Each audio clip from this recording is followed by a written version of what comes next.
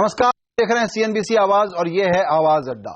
संसद का एक और सत्र बर्बाद हो गया। हर दिन कोई ना कोई बहाना लेकर के हंगामा होता रहा। नतीजा यह हुआ कि इस बार भी जीएसटी, रियल एस्टेट रेगुलेटर जैसे बिल पास नहीं हो पाए। विपक्ष और सरकार एक दूसरे पर सत्र बर्बाद करने का आरोप लगा रहे हैं। आखिर इन सब के लिए फिर जिम्मेदार कौन है? क्या हमारे माननीय सांसदों को देश की तरक्की की कोई फिक्र है? आवाज अड्डा में आज हम इसी मुद्दे पर चर्चा कर रहे हैं। हमारे साथ खास मेहमानों का पैनल जुड़ा है। हमारे साथ हैं बीजेपी के प्रवक्ता एमजे अकबर, कांग्रेस के प्रवक्ता डॉक्टर संजय सिंह, जेडीयू के महासचिव केसी त्यागी, बीएसपी के नेता सुधींद्र भदौरिया, मिंट के deputy managing editor Anil Padmanabhan और वरिष्ठ पत्रकार आकार पटेल। हर एक दिन एक नया बहाना ढूंढना, कुछ ना कुछ मैन्युफैक्चर करके लाना और हंगामा करना और उसको चलने नहीं देना, ये सिलसिला चलते रहा। पूरा देशवासियों को देखने में मिला है। क्या बिल नहीं पास हुआ? कल ही तो हमने निर्भया बिल वो पास कर दी, वो जुवेनाइल जस्टिस का हमने पास कर दी। कई बिल तो अगर इनकी प्रायोरिटी थी। और मुझे ये बताइए, इस सरकार को बिल से कितना प्रेम हो गया अचानक से? पहले तो बड़े ऑर्डिनेंस देते थे तो ऑर्डिनेंस देके ला लेते अगर सचमुच इनको करना था। मगर ये तो हमारे ऊपर समस्या ढकल के ये अपना समस्या हल करने की कोशिश कर रहे हैं। तो ये है आप जिम्मेदार, लेकिन शायद हमारे सांसदों को ये अंदाज नहीं है कि पब्लिक में इस बात को लेकर के कितनी नाराजगी है, वो कितनी परेशान है। और वो ये कह रही है, मुंबई की जुबान में कहें तो हम तो आपसे पक गए हैं। लेकिन जो हमने सुना है पिछले 20 दिनों के इस सेशन में कि आप गलत और माहौल बहुत ज्यादा बिगड़ गया है, पार्टियों के आपस के रिश्ते बहुत ज्यादा खराब हो गए हैं। आइए सबसे पहले संजय जी को शामिल करते हैं और मैं सीधे इल्जाम के साथ शुरू करना चाहूंगा सर कि राज्यसभा में आपकी मेजॉरिटी के बल पर आप देश का कोई भी जरूरी काम नहीं होने दे रहे हैं। और अगर होने दे रहे हैं तो जुवेनाइल जस्टिस एक्ट जैसा बिल पब्लिक दबाव में डर करके बिना बहस के उसको या तो वो बिल पास हो रहा है, या लोकसभा में जो दूसरा बिल था ये बैंकरप्सी वाला, वो बगैर बहस के पास हो रहा है। बहुत बड़ी गैर जिम्मेदारी की भूमिका कांग्रेस पार्टी ने निभाई है इस सत्र में भी। मैं संजय पुगलिया जी आपसे कहना चाहता हूं कि मुझे लगता है कि जहां तक जीएसटी बिल का सवाल है, भारतीय जनता पार्टी स्वयं इस बिल को पास नहीं करना चाहती थी, इसलिए कि पिछली सरकार में भी इन्होंने इसका विरोध किया था। आज जब इनको मालूम है कि राज्यसभा में बहुमत भाजपा का नहीं है, तो किस तरह से उनको फ्लोर मैनेजमेंट करना चाहिए, किस तरह से सारे पार्टियों को कंसेंसस बनाने के लिए उनका कोऑर्डिनेशन करना चाहिए, कैसे उनसे संपर्क बना करके पास करना चाहिए। कई बार कांग्रेस ने कहा था, राहुल जी ने भी कहा था कि हम इस बिल को पास करना चाहते हैं, हमारा विश्वास है।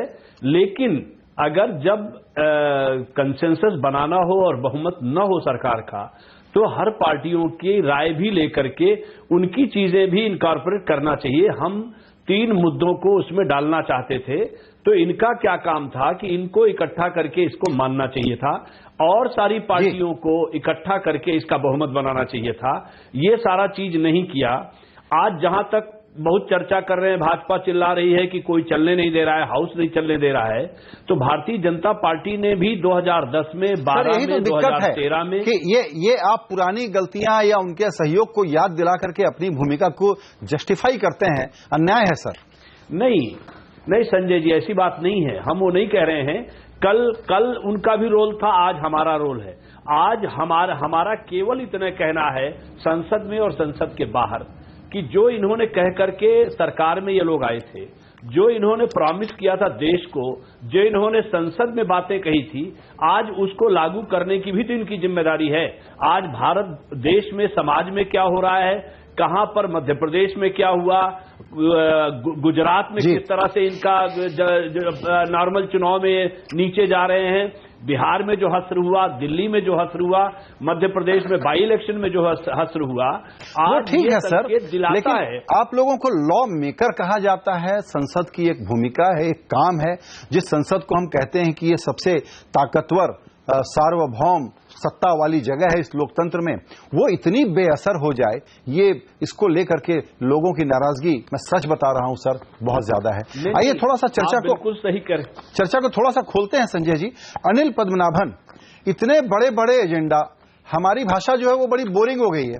GST, bankruptcy, real estate regulator, उधर से आता है इनटॉलरेंस, डीडीसीए, कुछ और नेशनल हेराल्ड, इस तरह की दूसरी चीजें आती हैं। ये तो निर्भया भी थोड़ा पब्लिक के शर्म में इन लोगों ने कर लिया, वरना ये भी काम शायद न होता। ये पूरा सेशन जिस तरीके से बर्बाद हुआ है, इसका इकोनॉमी की ग्रोथ के लिए कॉस्ट क्या है, ये बताइए आप। संजय जी, ये तो जो आपने बोला बिल्कुल सही फरमाया। ये तो इकोनॉमी पे अभी इमीडिएट इम्पैक्ट उतना नहीं है जितना कि मीडियम और लॉन्ग टर्म इम्पैक्ट है। इसका बहुत भारी प्रभाव पड़ेगा। जैसे आपने एक उदाहरण दिया जीएसटी और ये बैंकरप्सी जो बिल है, ये दोनों अगर इन्होंने ये इसको टाल दिया है, मतलब पता नहीं अब कब निकलेगा नहीं निकलेगा, तो इन दोनों से एक तो फॉरेन इन्वेस्टर के परसेप्शन में ये बहुत ही महत्वपूर्ण था कि उनको एक एक्शन देखना था भारत सरकार की तरफ से कि वो रिफॉर्म एजेंडा इंप्लीमेंट कर सकते हैं या नहीं, जो लेजिस्लेशन लिंक्ड है।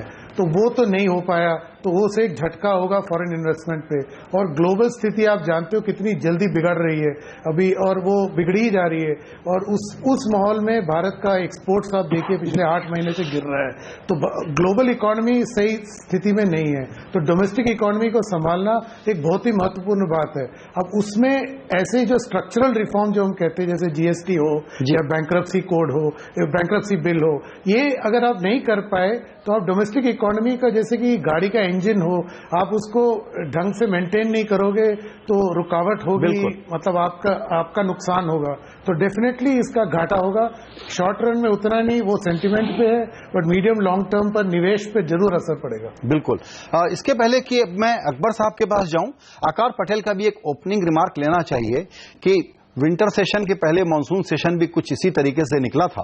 लगा था कि विंटर सेशन में खास करके जब सोनिया गांधी और मोदी जी साथ में बैठ के चाय पी रहे हैं तो जरूर कुछ बातचीत हो गई होगी और यहां से एक नई शुरुआत हो सकती है बड़े कानूनों को बनाने के लिए। लेकिन वो सारी उम्मीदें हमारी बिल्कुल गलत निकली। आप कैसे समराइज करेंगे ये जो बिल्कुल गिरा हुआ टूटा हुआ माहौल है नेताओं के बीच का संसद में जो हमने देखा?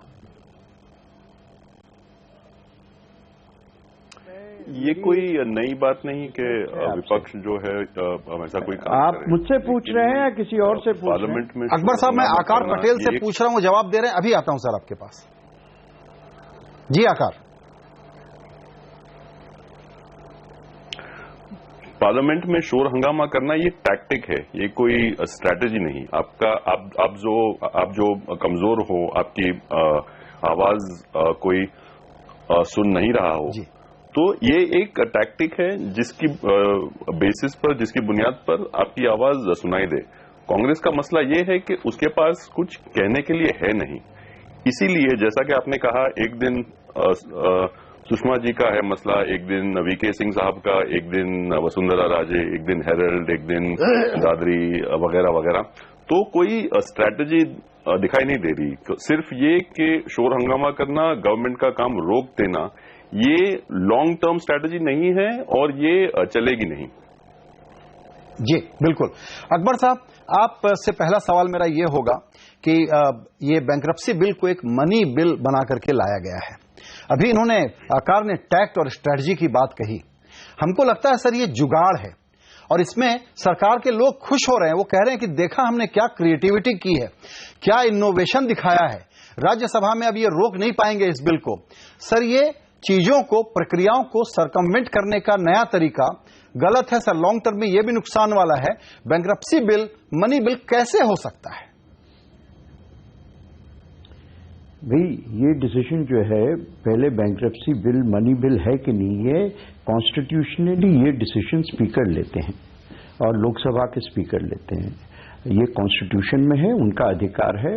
और उसके ऊपर एक बार जब डिसीजन लिया जाता है तो वो राज्यसभा में डिस्कशन भी उस पर नहीं होता है, क्योंकि लोकसभा के स्पीकर के सम्मान राज्यसभा करते हैं और ये कॉन्स्टिट्यूशनल, जैसा मैंने कहा, एक बात है। लेकिन जो आप जिस चीज पे डिस्कशन कर रहे हैं वो है पार्लियामेंट। जहां तक मेरी में समझ में आया, मैं तो अभी तक क्या हो रहा था नहीं देखा हूं, क्योंकि मुझे कुछ 5 मिनट देर हो गई दिल्ली के घमासान ट्रैफिक में। लेकिन अगर आप इस विषय को समझना चाहते हैं तो हमसे मत पूछिए, मुझसे मत पूछिए और किसी और भी पैनलिस्ट से मत पूछिए। आज एक बहुत बड़ी बात हुई है राज्यसभा में, जिसके ऊपर मेरी बहुत इच्छा है कि मीडिया उस पर ध्यान दे। बिल्कुल। और मीडिया आप अगर उसको दिखा सकते हैं तो बड़ी मेहरबानी होगी। वो है हमारे जो चेयरमैन है राज्यसभा के, हामिद अंसारी साहब, उनकी वैलिडिक्टरी जो एड्रेस अंत में जो दी जाती है, सेशन के अंत में, सेशन एडजर्न करने के पहले जो वो मतलब दी जाती है, वो प्लीज आप हर अपने व्यूअर को सुना दें, एक बार सुना दें। वो हामिद अंसारी साहब निष्पक्ष आदमी है, वो बिल्कुल वो किसी पार्टीजन नहीं है। उनको वाइस प्रेसिडेंट 2 बार कांग्रेस लेड यूपीए ने बनाया है, कोई और नहीं बनाया है। आज उन्होंने जो कहा कि आपने हाउस के सम्मान को, आपने अपनी कॉन्स्टिट्यूशनल ड्यूटी को कैसे ठोकर मारा, और उन्होंने इस्तेमाल किया स्पीशियस एक्सक्यूजेस, यानी बेमतलब के आपने बहाने बना के आपने इस हाउस की मतलब मर्यादा तो छोड़िए, इसकी आपकी कॉन्स्टिट्यूशनल ड्यूटी से आपने पूरी तरह अपने वादा नहीं निभाया है। बिल्कुल। और ऐसे शब्दों में कहना, आप चारों तरफ, मैं तो देख रहा था हाउस, एक सन्नाटा छा गया। आप बिल्कुल ठीक कह रहे हैं सर। काट भी नहीं सकता था, ये काट भी नहीं सकता था ये। और ये बात जो है, मुझे एक मिनट संजय, मुझे बहुत अच्छा लगेगा अगर आप अभी दिखाएं या बाद में दिखाएं, उन्हीं की बातें आप जरा एक बार देश को सुना दीजिए। पता नहीं मीडिया उनकी बात कितनी सुनाएगा। नहीं बिल्कुल सर, आप ठीक कह रहे हैं। और मुझे लगता है कि ये जो है अगले सेशन के लिए अगर ये एक रास्ते की रोशनी नहीं बनी तो फिर देखिएगा जो उन्होंने कहा है कि पार्लियामेंट्री डेमोक्रेसी के ऊपर, इंस्टीट्यूशंस के ऊपर खतरा है, से हमला होगा। Absolutely sir. ये अंसारी साहब का बयान हम हमारी खबरों में दिखा भी रहे हैं, और अभी जब हम चर्चा कर रहे हैं तो उनके जो सारे कोट्स हैं वो हमारी स्क्रीन पर चल भी रहे हैं हमारे दर्शकों के लिए। आप बिल्कुल ठीक बात कह रहे हैं, और इसका जवाब देने के लिए दो हमारे दोस्त मौजूद हैं, जिनमें एक तो आपके बड़े खास दोस्त हैं केसी त्यागी जी। कहा है अंसारी साहब ने कि आप लोग आत्मचिंतन करिए, ये लोकतंत्र के लिए बहुत खराब मिसाल कायम कर रहे हैं। इस प्रकार का हल्ला, रोज बहानेबाजी बड़ी गलत चीज है।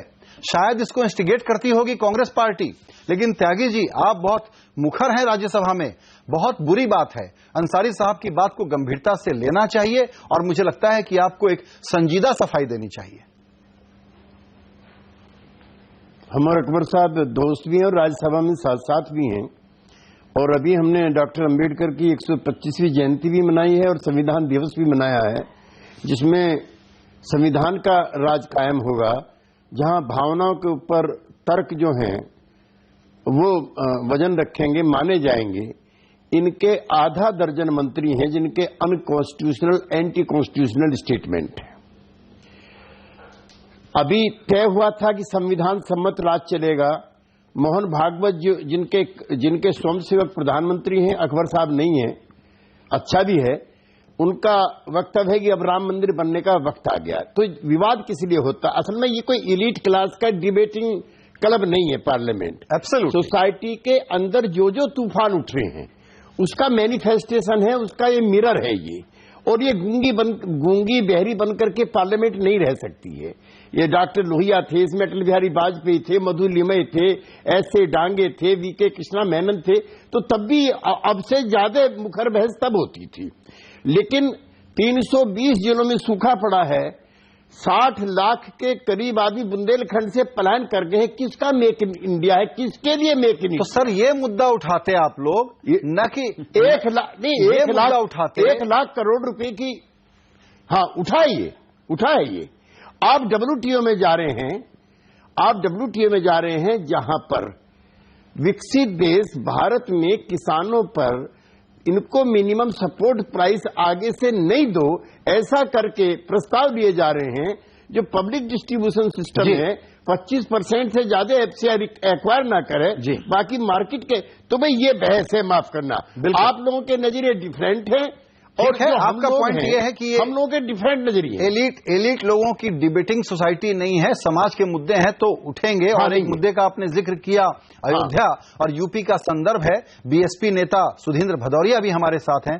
सुधींद्र जी, एक नई शुरुआत या एक नया बिगुल बजा दिया गया है, बताता है कि आने वाले दिनों में यूपी में क्या होने वाला है। और हम संसद के सत्र की चर्चा कर रहे हैं जिसमें आज इस पर बहुत वाद विवाद हुए हैं, बयान हुए हैं। नकवी साहब से लेकर के मायावती तक ने सबने बातें कही हैं। आप क्या समझते हैं कि यहां से पार्टियों के बीच में माहौल और कड़वा होगा और उसके कारण आने वाला जो सत्र है संसद का वो भी ऐसे ही धुलता चला जाएगा? देखिए, मैं शुरुआत में ये कहना चाहता हूं कि संसद जो बाहर जन भावनाएं हैं उनको अभिव्यक्त करने का सबसे बड़ा संस्थान है, जिसको संविधान के जरिए हम लोगों ने प्राप्त किया है।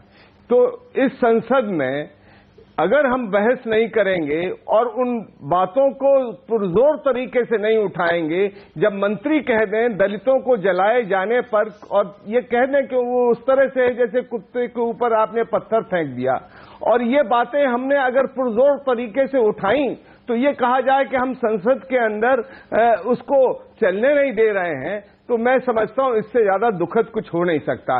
और छोड़ दीजिए, अभी मैं एक दिन पहले फेसबुक पर देख रहा था, इनके इतने बड़े सीनियर मिनिस्टर गिरिराज सिंह कह रहे हैं कि मुस्लिम्स को डिसएनफ्रेंचाइज कर दीजिए। जब इस तरह की बातें इनके सरकार के मंत्री कहेंगे तो मैं समझता हूं वो संविधान के विपरीत वो लोग जा रहे हैं, वो इस देश के जो संविधान है उसकी मर्यादाओं को उल्लंघन वो कर रहे हैं। और प्रधानमंत्री जी तमाम बातों पर मन की बात करते हैं, ऐसे महत्वपूर्ण गंभीर विषयों पर वो मौन रहते हैं। आप ये मुझे बताइए, इतने बड़ा मुजफ्फरनगर कांड हो गया, 1 लाख लोग बेघर हो गए हैं मुजफ्फरनगर के अंदर, और उत्तर प्रदेश के अंदर फिर से उस तरह की गर्माहट पैदा की जा रही है। कितने मुजफ्फरनगर बीजेपी और फिर इनके साथ समाजवादी पार्टी चाहती है जो वहां सरकार चला रही है। मैं ये कहना चाहता हूं कि अगर इस तरह की घटनाएं घटेंगी तो निसंदेह संसद के अंदर बहन मायावती जी ने जैसे पहले कहा था, और मैं फिर दोहराना चाहता हूं कि हम लोगों को इन सवालों को पुरजोर तरीके से उठाना पड़ेगा। ये निसंदेह बात सही है, जैसा अभी हमसे पहले त्यागी जी कह रहे थे कि ये किसी अभिजात वर्ग का संस्थान बन के नहीं रह सकता। इसमें आम जनता का, दलितों का, पिछड़ों का, इन सवालों को पुरजोर तरीके से उठाने का अधिकार बनता है उन तमाम लोगों को, अगर असली नुमाइंदे हैं उन वर्गों के, उन समूहों के जिनकी वो पहरेदारी करने के लिए भेजे गए हैं।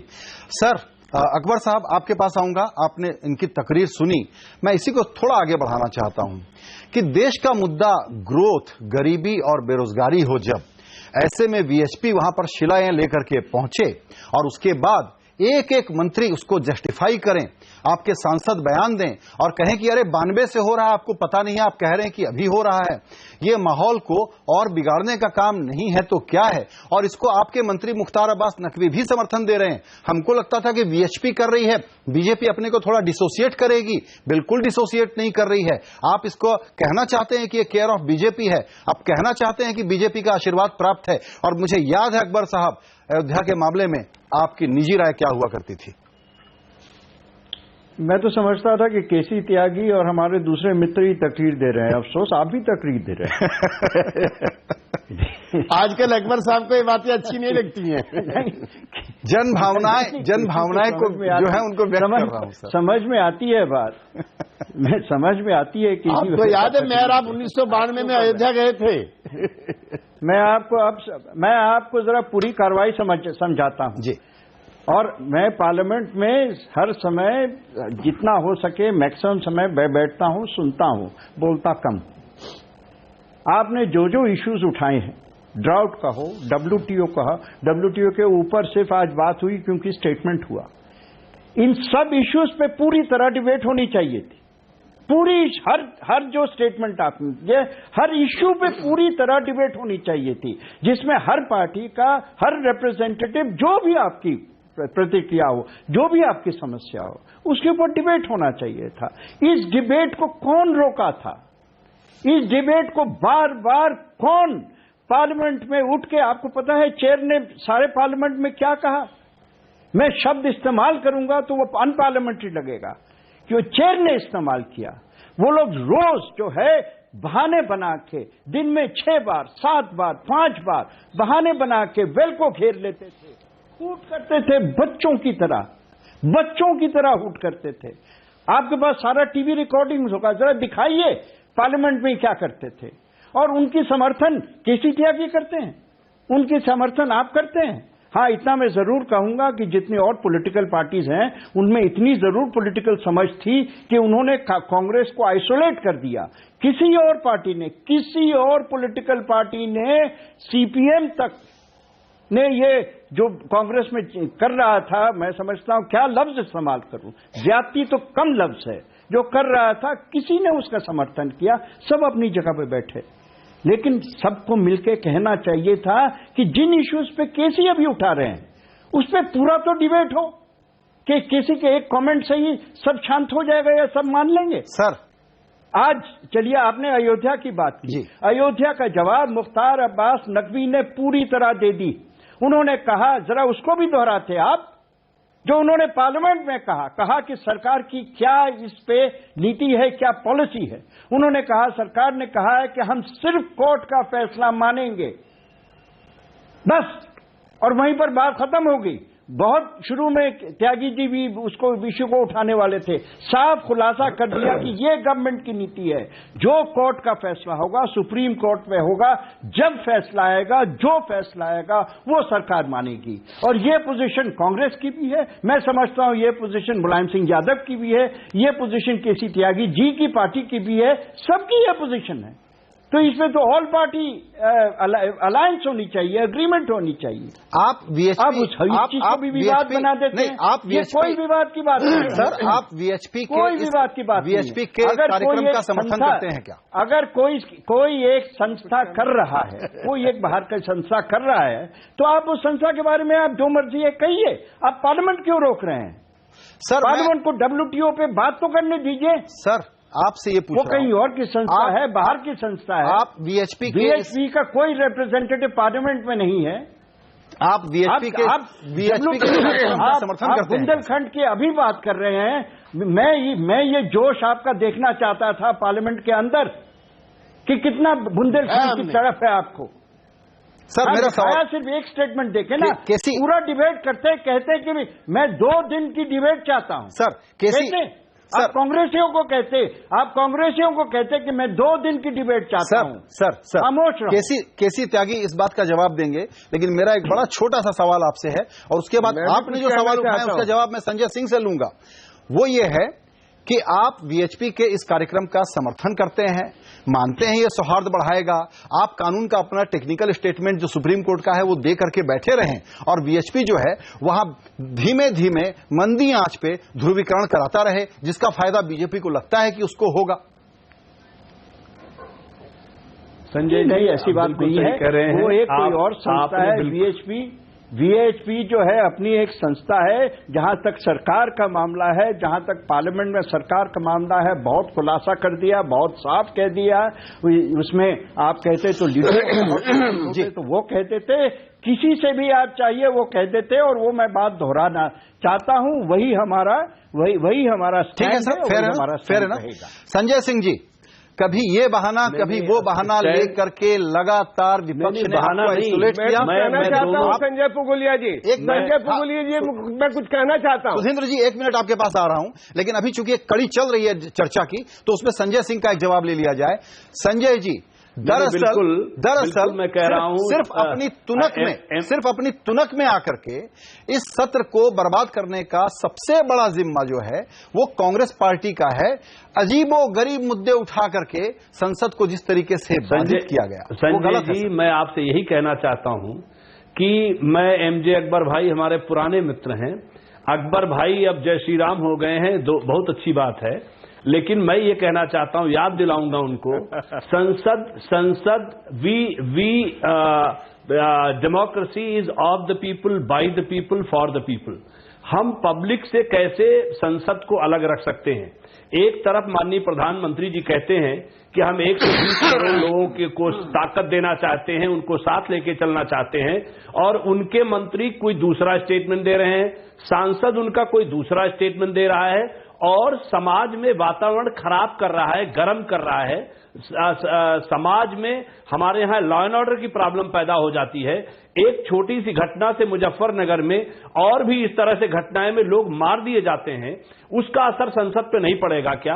आज मुख्तार अब्बास नकवी जी ने स्टेटमेंट दिया कि सरकार और हमारी पार्टी इस कानून के साथ, चूंकि ये मामला सब जुडिस है, लीगल कोर्स में ही जो फैसला होगा हम उसको मानेंगे, और वीएचपी वहां पर मंदिर बनाने की बात कर रही है। अगर इसी मुद्दे को लेकर के देश में, समाज में तफरका मचेगा, लड़ाई होगी, लोग मारे जाएंगे, अयोध्या में जो हुआ आपने देखा है अभी, मैं कहना चाहता हूं संसद उससे कैसे दूर रह सकती है।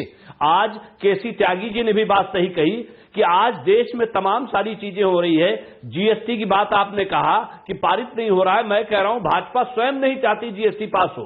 जीएसटी आप जब पास होंगे तो जो आज ग्लोबल इकोनॉमी पे असर पड़ेगा, हमारी डोमेस्टिक प्याज का दाम क्या है, आज तेल का दाम क्या है, आज पेट्रोल डीजल का दाम क्या हो रहा है, आज आपकी दालों का हाल क्या है। सर देखिए, ये सारी चीजों का क्या असर संसद पे नहीं पड़ेगा? जीएसटी पर आप लोगों ने जो किया है वो बड़ा गलत है सर।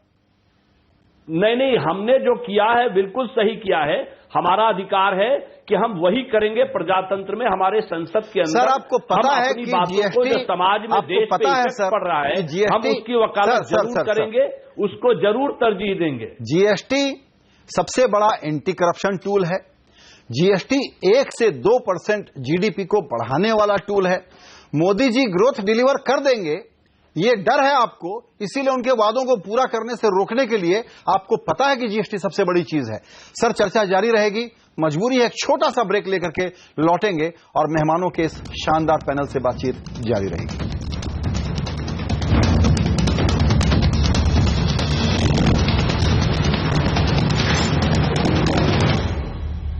आवाज अड्डा पर चर्चा हो रही है कि तरक्की की किसे पड़ी है। सांसदों का जो व्यवहार रहा है, पार्लियामेंट जिस तरीके से डिसरप्ट हुई है, कानून बनने थे जरूरी वो नहीं बने हैं, इस पर हम चर्चा कर रहे हैं एमजे अकबर, केसी त्यागी, सुधींद्र भदौरिया, संजय सिंह, अनिल पद्मनाभन और आकार पटेल के साथ। आकार आपके पास आऊंगा। एक ये अयोध्या वाला एक नया फैक्टर फिर से अब सामने आ गया है। पार्लियामेंट का सेशन तो खत्म हुआ, आने वाले दिनों में चुनाव है। दोनों तरफ के लोगों से जब हम बात सुनते हैं तो तर्क मानने का मन होता है, दोनों सही कह रहे होते हैं, जनता के लिए बहुत आंसू बहा रहे होते हैं। लेकिन क्या इनको लगता है कि ये सब डाइजेस्ट हो रहा होगा पब्लिक के मन में? हमारी बात बिक जाएगी, चल जाएगी और पब्लिक इसमें क्या कर लेगी? अब संसद में हम आ गए हैं, जैसा चलाएंगे।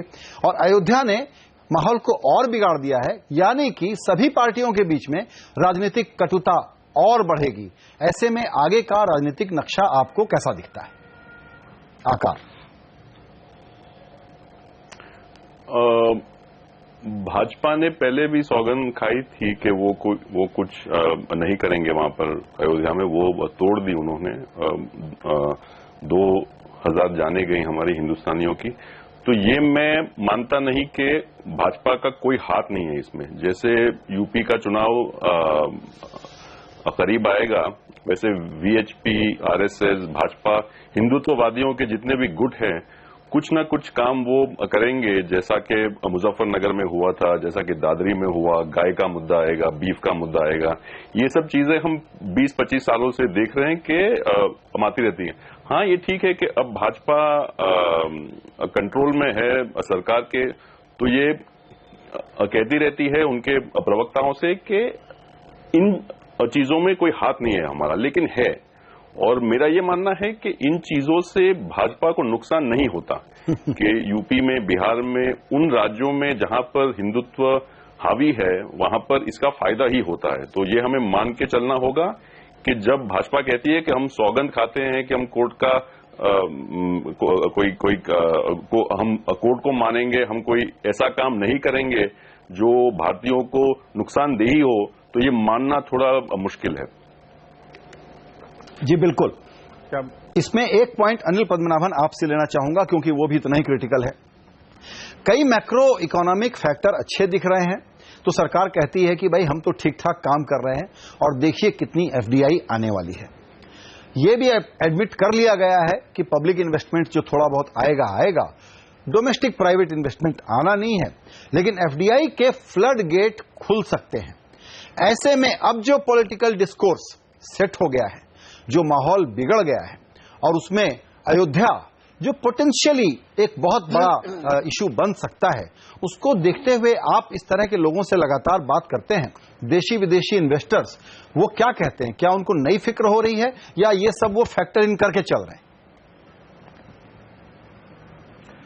संजय जी, ये अयोध्या का जो विषय अभी तक फॉरेन इन्वेस्टर्स के जहन में नहीं आया है अभी तक, तो मतलब अभी तो ये बनेगा, इसको उठाएंगे ये सारे जो राजनीतिक पार्टीज हैं, तो ये उठाएंगे, मुद्दा हो गए, इनके आपस में बहस होगी तो फिर होगा।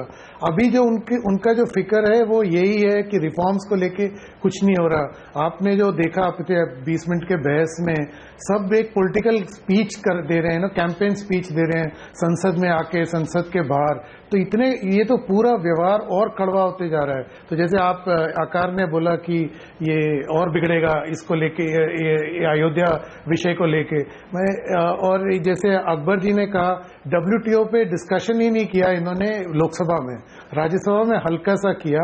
जो नैरोबी में हुआ नहीं हुआ, ये सरकार का एक मतलब एक हक बनता है बताए संसद को, और संसद का हक बनता है कि पूछने का इनसे कि क्या क्या हुआ, क्या नुकसान नहीं हुआ, क्योंकि बड़े ही महत्वपूर्ण डिसीजन लिए गए हैं। ये इंडिया में अभी किसी को मालूम भी नहीं है किस लेवल तक इसको इम्पैक्ट करेगा। ये मतलब अगले 10-20 साल तक हर सेक्टर में इंडिया में इफेक्ट होगा।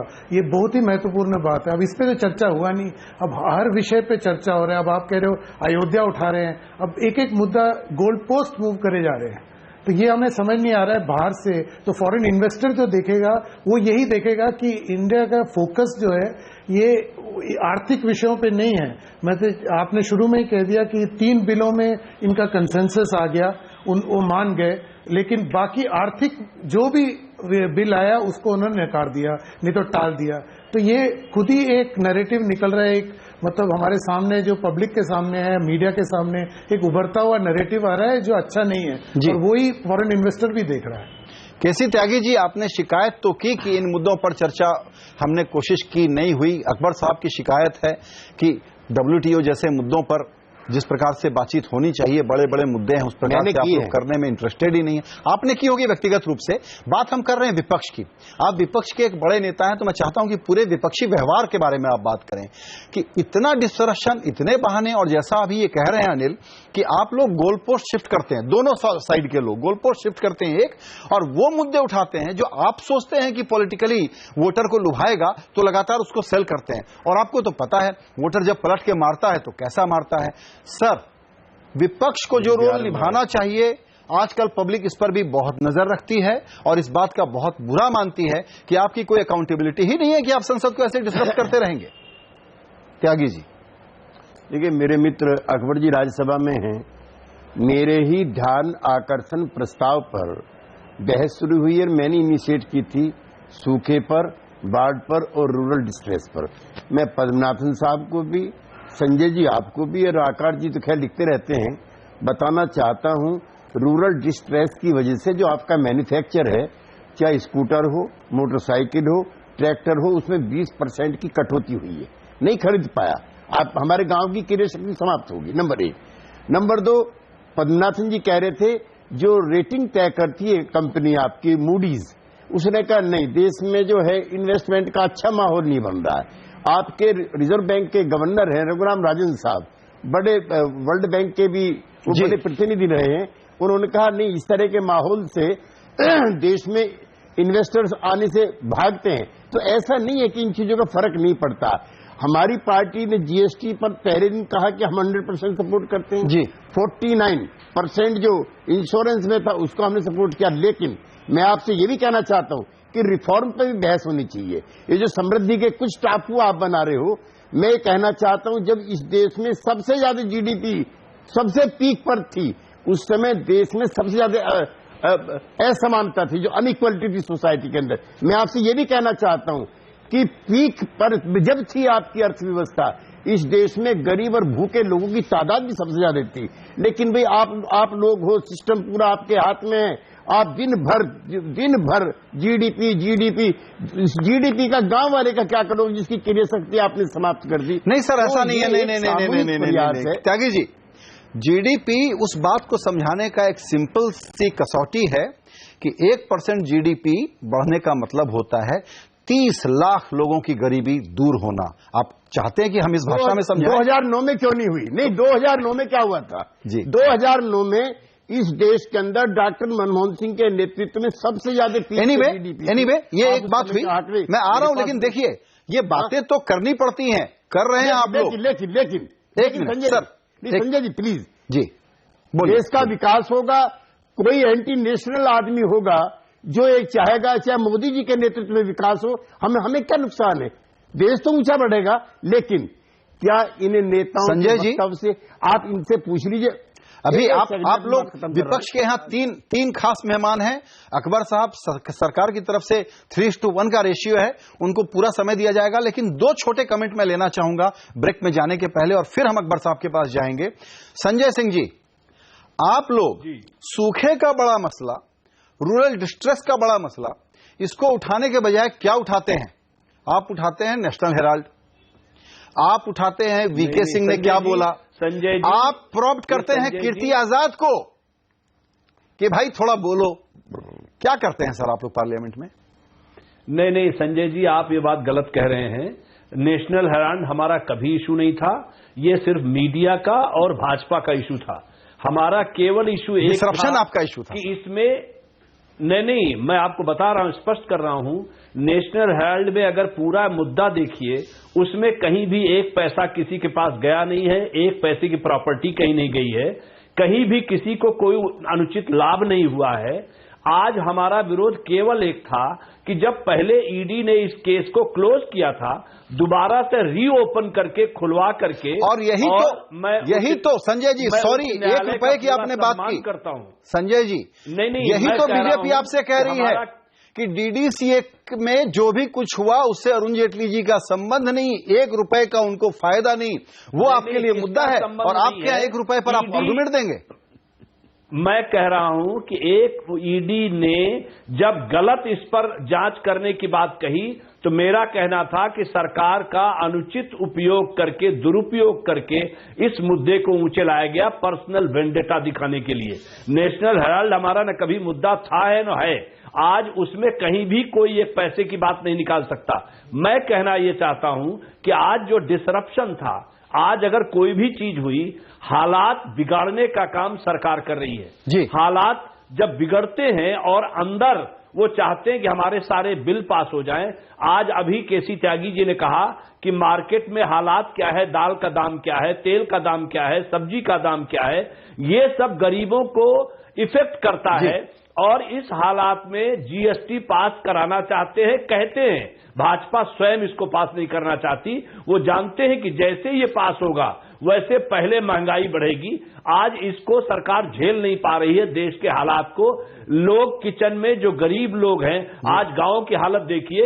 एक कोई भी गांव अगर यूनिट मानिए, एक यूनिट, तो उस गांव में जितना एक गोरोबेस सामान, चाहे खेती है, चाहे पशु है, चाहे जो भी है, उसके आधार पर कोई भी गरीब अपने लड़की की सम्मान से शादी नहीं कर सकता, कोई भी अपने लड़के को डॉक्टर इंजीनियर नहीं बना सकता। आज जब हालात इतने बिगड़ रहे हैं, तो संसद कैसे इससे अछूती रह सकती है? ठीक है, सारे लोग जिम्मेदार हैं। सबसे पहली जिम्मेदारी सरकार की है कि फ्लोर पर, पार्लियामेंट के अंदर हर चीज सही चले। आज जो सबके अलायंस में सबको साथ लेकर, बिल्कुल, ये चर्चा शुरू में हुई थी कि फ्लोर चलाने की जिम्मेदारी सरकार की है। हम जरूर अकबर साहब से पूछेंगे कि स्ट्रेटजी के नाते कहीं कोई चूक तो नहीं हो रही। मेरी विवशता है कि एक छोटा सा ब्रेक लेना पड़ेगा। ब्रेक से लौट करके अभी मेहमानों के साथ चर्चा जारी रहेगी।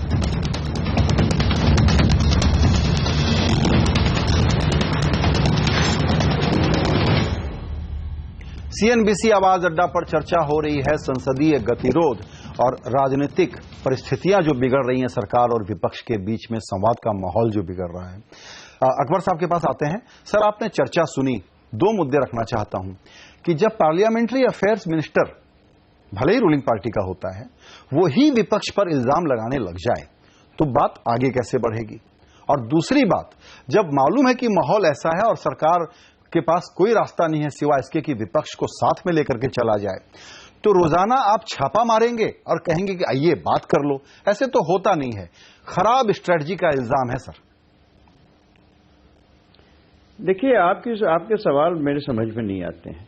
छापा जो मारते हैं, मान लीजिए अगर आप प्रिंसिपल सेक्रेटरी हैं आपके, उनके ऊपर अगर बात करते हैं और कहीं तो छापा मारा नहीं गया है, वो कानूनी कार्रवाई जो है वो अपनी सरकार के, आप समझते हैं कि एक महीना पार्लियामेंट सेशन के जब चल रहा है तो कोई करप्शन का केस होगा तो सारे इन्वेस्टिगेशंस रोक दिए सर। पॉलिटिक्स में टाइमिंग का महत्व आप जानते हैं। वो अपनी जगह पे, वो अपनी जगह नहीं, वो अपनी जगह पे है।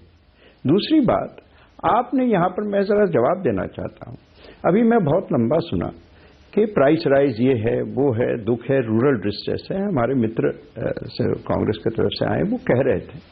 मैं आपको सिर्फ याद दिलाना चाहता हूं कि कल या परसों, कल ही शायद, प्राइस राइज लिस्टेड था डिबेट के लिए। आप इस पे डिबेट क्यों नहीं किए? आपने बार बार कांग्रेस पार्लियामेंट को रोका क्यों? और संजय, आपसे मेरी एक आपत्ति है, आप बार बार कहते हैं कि सांसद रोक रहे हैं, सांसद रोक रहे हैं, यानी कि एक लोग, शायद व्यूअर को लगता हो कि सारे सांसद रोक रहे हैं। ये गलत बात है। सारे सांसद हाउस को नहीं रोक रहे हैं। छोड़िए, हम तो सरकार में हैं, हम तो सरकार चलाना चाहते हैं। लेकिन अभी मैं कहूंगा कि केसी त्यागी जी की जो पार्टी है, केसी त्यागी जी है, वो सांसद नहीं रोकना चाह रहे थे, और जो पार्टीज हैं वो सांसद नहीं रोकना चाहती थी। ये सिर्फ एक पार्टी, महज एक पार्टी, और वो है कांग्रेस। कांग्रेस बार बार तन्हा, आइसोलेटेड होके भी एक, समझता हूं कि इर्रिस्पॉन्सिबिलिटी का हद दिखा के उन्होंने रोज रोज कोई न कोई बहाना बना के, जैसे हामिद अंसारी साहब ने कहा, स्पीशियस एक्सक्यूजेस लेके, कोई न कोई बहाना लेके रोक दी।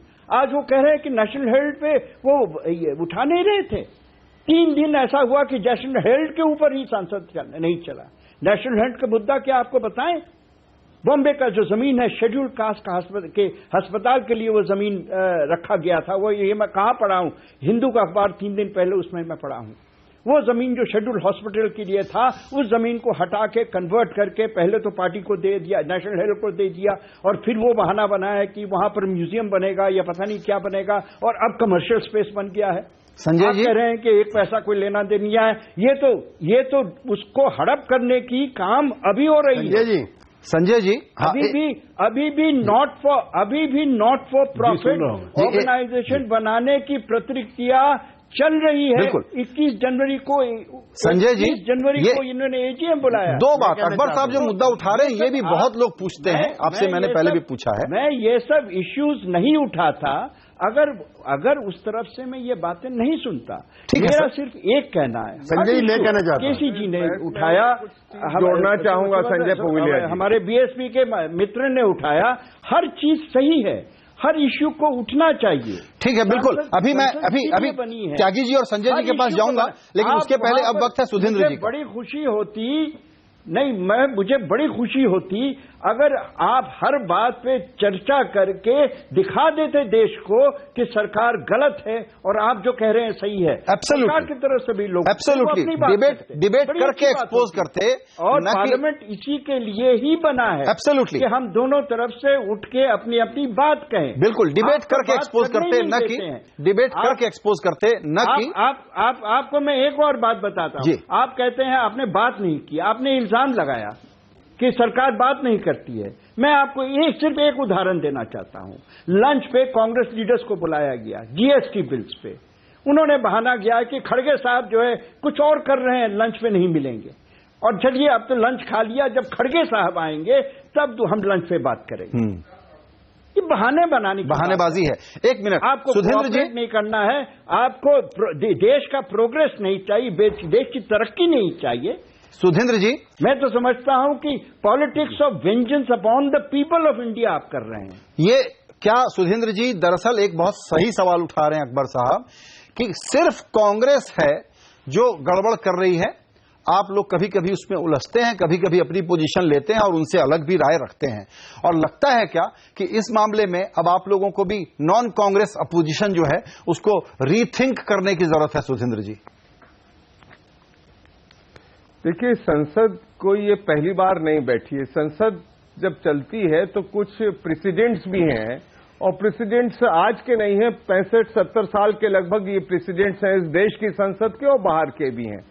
इसी संसद में ये भारतीय जनता पार्टी ने ये कहा था कि संसद को चलाना सरकार की जिम्मेदारी है, फ्लोर मैनेजमेंट इनकी जिम्मेदारी। और मैं दूसरी चीज इसके साथ साथ ये भी जोड़ना चाहता हूं कि लैंड एक्विजिशन बिल है, अगर विपक्ष के लोग उस पर जबरदस्त तरीके से इस मामले को नहीं उठाते तो ये तो लैंड ऑर्डिनेंस ला रहे थे, जबरदस्ती जमीन हथियाना चाहते थे किसानों की, पर दबाव बना के इस सरकार ने फिर ये भी देखा देश के लोगों ने कि इसने अपने घुटने भी टेके उस देश की जनता के सामने, खास तौर से किसानों के सामने। सर, ये आर्गुमेंट आपका ये हुआ, कहना चाहता हूं दूसरी चीज मैं ये कहना चाहता हूं कि ये लोग दोहरी भाषा बोलते हैं। आपको याद होगा, इन्हीं के मुख्यमंत्री थे भारतीय जनता पार्टी के श्री कल्याण सिंह जी, सुप्रीम कोर्ट में एफिडेविट दिया और उसके कुछ ही दिन के अंदर इन्होंने बाबरी मस्जिद ढहा दी जाकर, और इन्होंने एफिडेविट देने के बावजूद भी वहां पे बाबरी मस्जिद ढहा दी। मैं कहना चाहता हूं आज उनको गवर्नर बनाया गया है, और तमाम उन लोगों पर जिन पर जी बिल्कुल सुधींद्र जी आप एकदम ठीक है, कैटेगरी दी गई है। बिल्कुल चर्चा के आखिरी हिस्से में बहस को सही जगह ले आए हैं। त्यागी जी, आपसे एक सवाल है, क्योंकि आप बड़े अनुभवी हैं, अभी अभी बिहार चुनाव को आप कंडक्ट करके लौटे हैं। खतरा यह है, आकार ने शुरू में कहा था कि बीजेपी को लगता है कि दरअसल यह करके फायदा होता है। बिहार में तो धार्मिक लाइन पर ध्रुवीकरण नहीं होता, बिहार तो इनकार करता है उससे, लेकिन यूपी वल्नरेबल है। यूपी में ध्रुवीकरण चलता है धार्मिक आधार पर, पहले भी देखा है।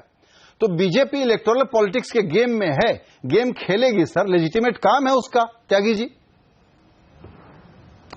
देखिए, समाजवादी पार्टी, बहुजन समाज पार्टी आज एक हो जाएं और पूरी वीएचपी ताकत लगा रही, कुछ भी नहीं हो सकता। 1993 में बाबरी डिमोलिशन के बाद 1993 में चुनाव हुआ, इनके तथाकथित हिंदुत्व के उफान का उससे बड़ा दिन तो कोई हो नहीं सकता जो इनका शौर्य दिवस है।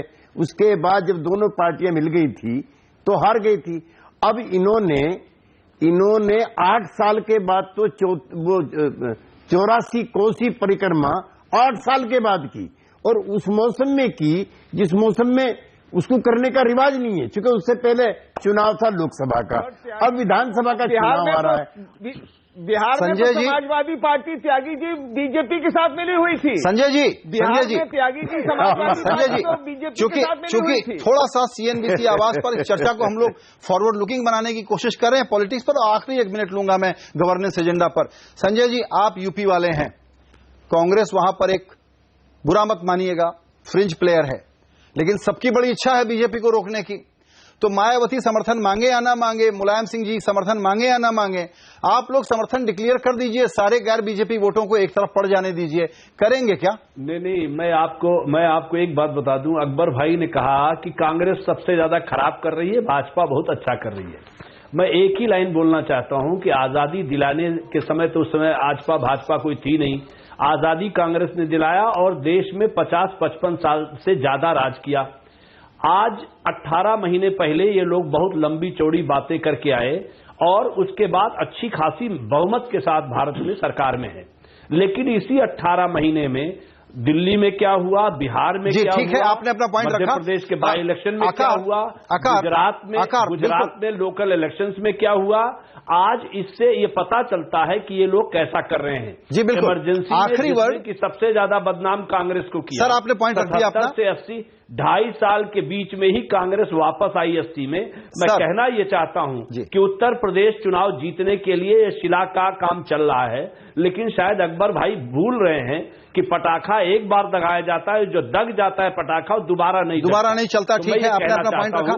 आकार लास्ट वर्ड जाएगा, लास्ट वर्ड। अब इनका पटाखा ये दगेगा नहीं और कांग्रेस की सरकार बनेगी 2019 में, आप ये देख लीजिए। ठीक है सर, ये बात आगे हम और करेंगे इस पर।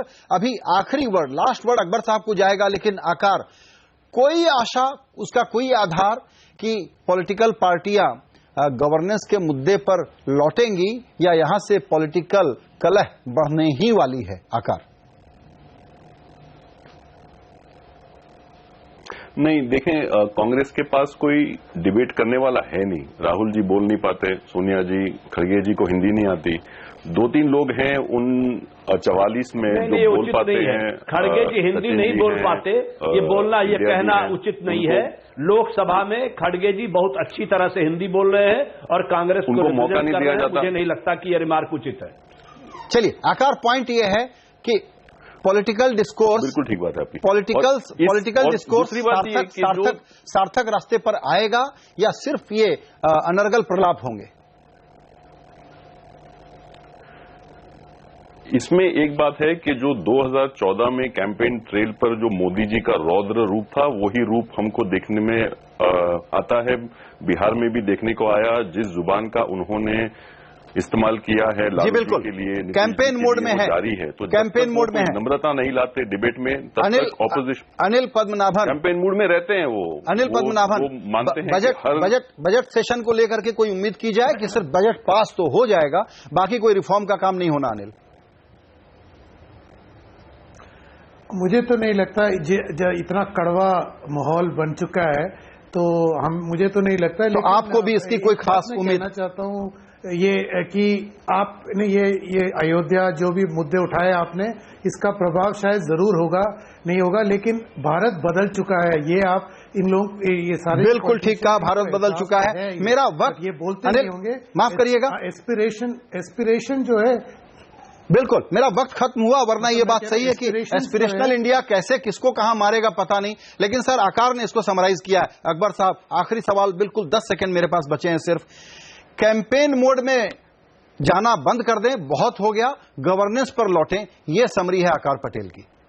अकबर साहब, देखिए, आकार पटेल जी अपनी राय रखते हैं, लेकिन मैं जो सुना हूं 2014 में, मेरे भी 2 कान हैं, मेरे भी 2 आंख है, और मोदी जी ने विकास के नाम पे इलेक्शन जीता है। मोदी जी ने सबके विकास के नाम पे इलेक्शन जीता है।